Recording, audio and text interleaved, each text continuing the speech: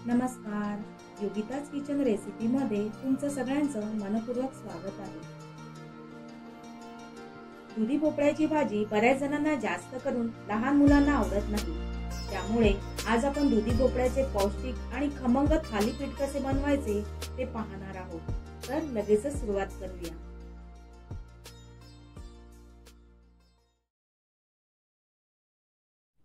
सर्वात प्रथम दुधी भोपळा स्वच्छ धुवून देठाकडचा भाग कापून टाकायचा आहे।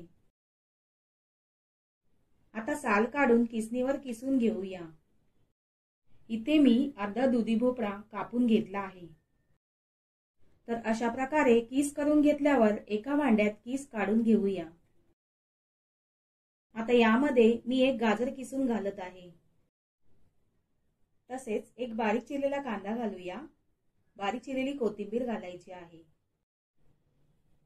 2 बारीक चिरलेल्या हिरव्या मिरच्या, 4 ते 5 चिरलेली कढीपत्त्याची पानं, अर्धा चमचा जिरे, 1 चमचा तीळ, अर्धा चमचा ओवा अशा प्रकारे क्रश करून घालायचा आहे। आता पाव चमचा हळद पावडर, अर्धा चमचा लाल तिखट आणि चवीपुरतं मीठ घालूया।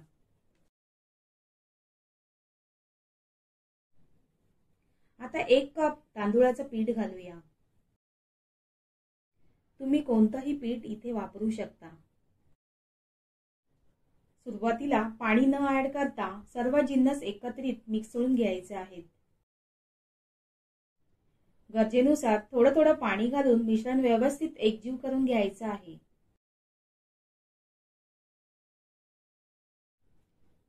तुम्ही पाहू शकता अशा प्रकारे मिश्रणाचा गोळा तयार झाला आहे। आता मी थालीपीठ पॅनवरच थापणार आहे आणि त्यानंतर गॅसवर पॅन ठेवणार आहे। त्यासाठी पॅनला तेल लावून घेऊया। आता थालीपीठ पॅनवर थापण्यासाठी मिश्रणाचा मध्यम आकाराचा गोळा घेऊया। पॅनवर गोळा ठेवून अशा प्रकारे हाताने थापून घेऊया।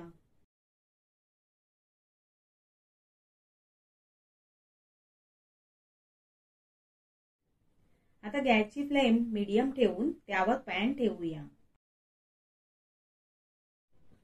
थालीपीठांच्या छिद्रांमध्ये तेल सोडूया, त्यामुळे थालीपीठ छान आतून खमंग भाजली जाईल। आता वरून झाकण ठेवूया आणि एका बाजूने थालीपीठ छान खमंग भाजून घेऊया।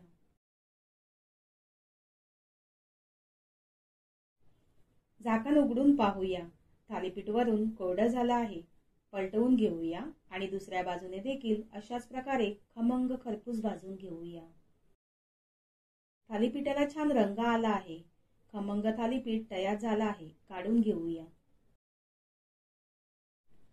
तर तुम्ही पाहू शकता खमंग चमचमीत चविष्ट आणि पौष्टिक दुधी भोपळ्याचे थालीपीठ तयार झालं आहे।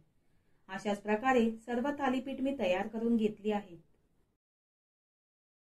नाश्त्याला किंवा इतर वेळी पोटभरणीसाठी अतिशय पौष्टिक आणि झटपट बनणारी अशी दुधी भोपळ्याच्या थालीपीठाची रेसिपी तुम्ही जरूर ट्राय करून बघा।